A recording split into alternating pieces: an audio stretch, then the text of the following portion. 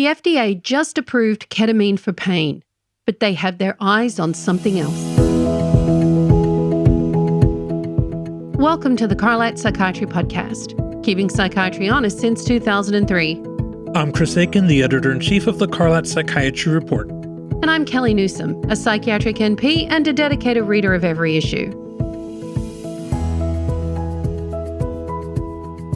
We're going to interrupt our series on starting a psych med to bring you breaking news about ketamine. This month, the FDA made two critical decisions that move ketamine, the original racemic ketamine, closer to approval in depression. The first, on August the 8th, they approved Ketarx, an intramuscular ketamine for surgical pain. Number two, 3 days later, on August 11th, the FDA fast-tracked a patented intravenous ketamine, NRX 100, toward a possible indication for suicidality in depression. In today's episode, you'll learn why this matters in a world where intranasal esketamine is already approved as Spravato for depression, and how these new companies are planning to change psychiatry as they expand their products. First, let's look at how they are even able to do this with a drug that has been on the market since 1966, when ketamine was launched as a dissociative anesthetic. Companies can claim a new patent on an old drug if the drug is already generic and the FDA thinks they have something new to offer. The idea here is that it's not the chemical itself that is being patented, but a novel idea, like using doxepine at a low dose to treat insomnia. That is how Silenor gained a patent for the 3 and 6 milligrams doxepin dosages in 2010. These are called secondary patents, and some of the ways that companies can achieve this are: 1. A new formulation like XR or ODT. We saw this in 2025 with Oneida XR, a liquid version of clonidine XR that is approved for childhood ADHD. 2. A new route of administration, like we see with intramuscular antipsychotics. The new ketamine product, Ketarx for pain, looks this way. It is intramuscular. But actually, IM ketamine was already approved in 1970 for anesthesia, for use in situations where you can't get IV ketamine started, like traffic accidents, veterinary medicine, and on the battlefield. IM ketamine got its start in the Vietnam War. 3. New combinations, like we saw with Auvelity, the bupropion-dextromethorphan combination that borrows from ketamine's mechanism of action, with a glutamatergic cough medicine, dextromethorphan. There's also a batch of generic combos in development that are seeking FDA approval as pharmaceutical therapies for sleep apnea. We'll cover that more in an upcoming issue of the Carlat Report, but one you should know about is atomoxetine-trazodone combo. Atomoxetine 80 milligrams with trazodone 50 milligrams improves breathing and oxygenation in sleep apnea. 4. And finally, generic meds can make it back on the branded market for a new indication, and this is how ketamine is resurfacing. Companies can also patent metabolites of drugs. That is how dexvenlafaxine came to life as Pristiq, born of the CYP2D6 pathway that metabolizes its parent drug, venlafaxine, into desvenlafaxine. Companies can also patent the enantiomer of a racemic drug, as armodafinil Nuvigil did for modafinil, and as esketamine Spravato did for ketamine. On this podcast, we've covered the uncomfortable fact that the approved version of ketamine, esketamine for depression, is weaker than the original, the racemic ketamine. The best we can say about esketamine is that it has a small effect size in treatment-resistant depression, around 0.3, which means that esketamine is about as effective in treatment-resistant depression as an SSRI is in regular depression. At worst, esketamine works no better than a placebo after a month, judging from recent meta-analyses of its industry-sponsored trials. In contrast, racemic intravenous ketamine's effect is at least 2 sizes higher, in the large range, around 0.7 to 1.7 for its effect size. If we look at trials that compared IV ketamine to an intravenous benzodiazepine, midazolam, we arrive at the low end of that effect size, 0.7. But if we look at trials that compared ketamine to a saline drip, we get a much higher effect size, 1.7. So what's going on there? Well, the difference tells an important story, because think about it. If I give you a saline drip and tell you that it might be ketamine, you're going to know I'm making it up. It's saline. In other words, the blind in the placebo-controlled trial is broken. The patients who get the placebo, the saline, are more disappointed, and the ones who get that woozy feeling from the real ketamine are more enthused. But if I give you a powerful medicine like a benzodiazepine, midazolam, as the placebo, you might just believe that it's ketamine. The blind is intact, the study is more reliable, and the lower number holds. So I'd say that ketamine's real effect size is probably 0.7. This unblinding in the trial is an even bigger problem for esketamine. Because its trials, remember the ones that eke out a small effect size, they all used intranasal saline as a placebo control. And that means the small effect size is probably inflated by the fact that people knew what they were getting. This year, the company released the first monotherapy trial of esketamine in depression. On the surface, it was a success, earning the drug FDA approval as monotherapy for TRD. But take a closer look, and we see the problem. 75% of the patients were able to guess correctly that they got esketamine, higher than the 60% correct guess rate we see with SSRIs and SNRIs. The unblinding problem is even worse in psychedelic trials, where 90 to 95% of patients are able to correctly guess if they got the drug. In the psilocybin trials, patients who got the placebo barely improved when compared to SSRI and even to esketamine trials, suggesting that the functional unblinding left those in the placebo group disappointed and more depressed. They had signed up for a psilocybin trial and they knew they drew the wrong end of the stick.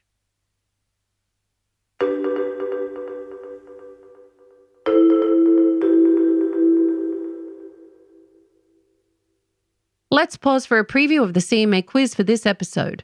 Earn CME for each episode through the link in the show notes. How does the dosing of intramuscular ketamine in pain compare to other uses of the drug? A. Similar to the anesthetic dose range. B. Similar to the depression dose range. C. Approximately half the depression dose range. D. Approximately double the depression dose range.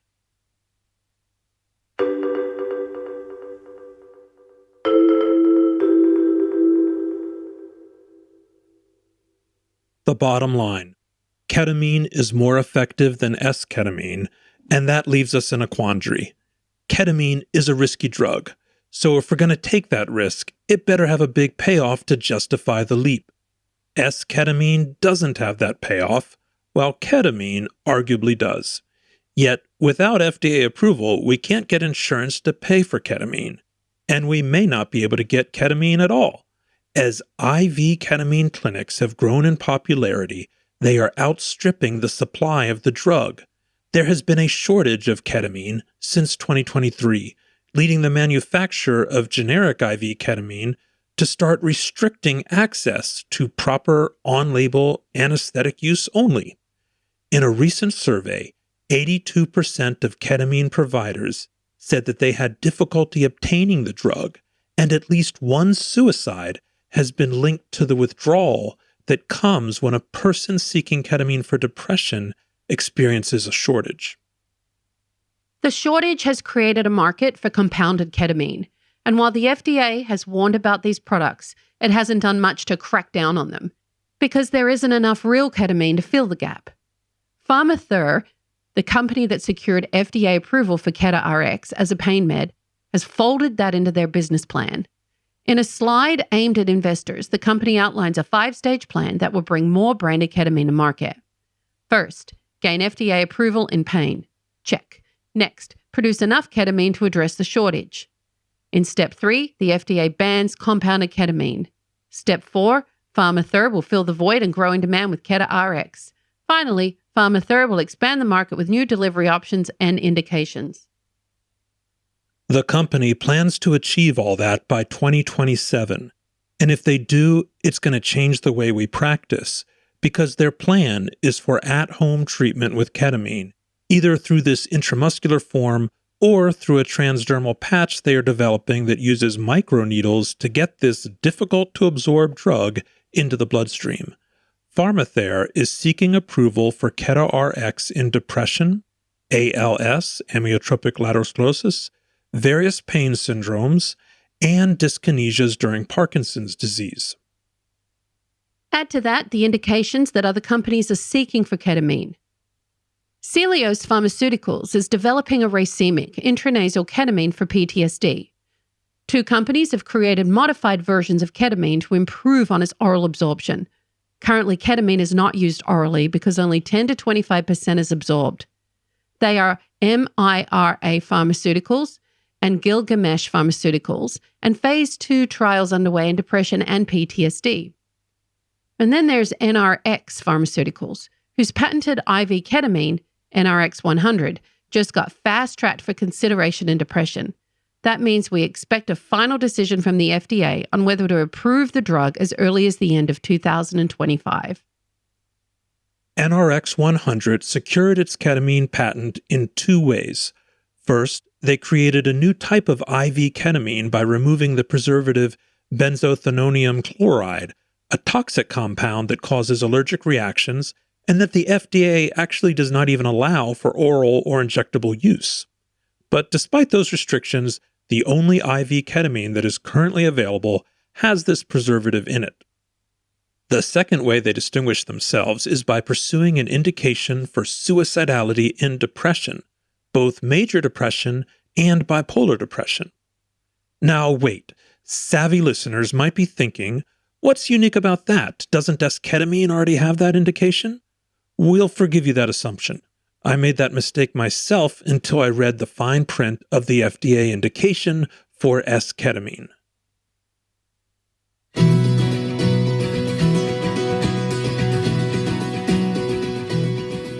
In 2020, esketamine Spravato earned a second FDA indication for depression with suicidal behavior or ideation.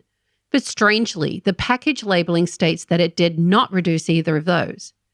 Esketamine therapy did not reduce suicidal thoughts, and there is no evidence that any form of ketamine prevents completed suicide. The FDA even warns that esketamine can cause suicidal ideation, a warning they cut and pasted from other antidepressant labels. And there is no evidence of this, although there is a possible increased risk of suicide when patients are withdrawing from ketamine or esketamine. So how did this drug get that indication? The reason reveals a problem with psychiatric research rather than an endorsement of esketamine. Remember, nearly every industry-sponsored trial of drugs excludes suicidal patients from their cohort. So we don't really know how safe and effective these medications are in suicidal patients. Esketamine, to its credit, did not. They bravely ran trials in patients who were actively suicidal, hoping the drug would lessen that suicidal ideation. It did not, but it did treat the depression, which earned them the approval for depression in patients with suicidality. This is what happens when lawyers are in charge of hashing out the prescribing information. Obfuscation, technicalities, and confusion.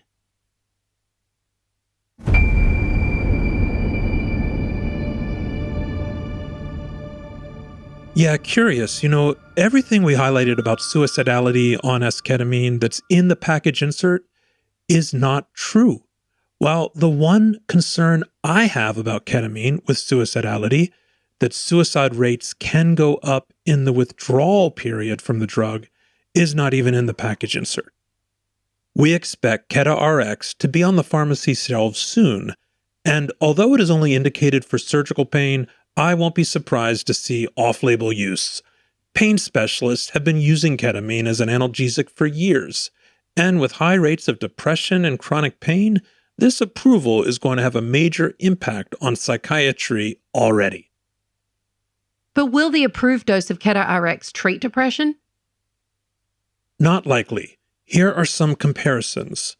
For pain, IM ketamine, like Ketarx, is dosed at 0.1 to 0.3 milligrams per kilograms. For depression, the intramuscular dose of ketamine is double that, 0.5 to 0.75. Now, those are both sub-anesthetic doses, but just how sub-anesthetic?